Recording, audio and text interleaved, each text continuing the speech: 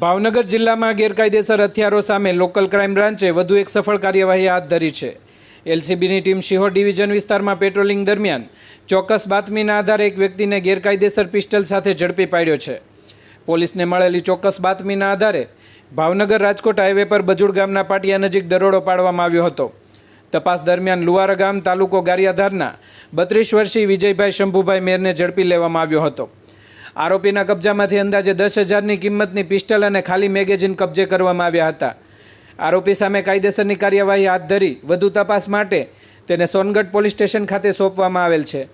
Police હવે આ હથિયાર ક્યાંથી મેળવવામાં આવ્યું અને તેનો ઉપયોગ કયા હેતુ માટે થવાનો હતો તે સહિતના મુદ્દાઓની તપાસ કરી રહી છે। આ સમગ્ર કાર્યવાહી એલસીબીના પોલીસ ઇન્સ્પેક્ટર મયુર ધ્વજસિંહ સરવૈયાના માર્ગદર્શન હેઠળ પીએસઆઈ આર.એ. વાઢેર તેમજ વીસી જાડેજા, પીડી ઝાલા તેમજ અનિરુદ્ધસિંહ ગોહિલ, બીજલભાઈ કરમટિયા, નિલેશભાઈ જોશી અને એજાજ ખાન પઠાણ સહિતના પોલીસ કર્મચારી આ કામગીરીમાં જોડાયા હતા।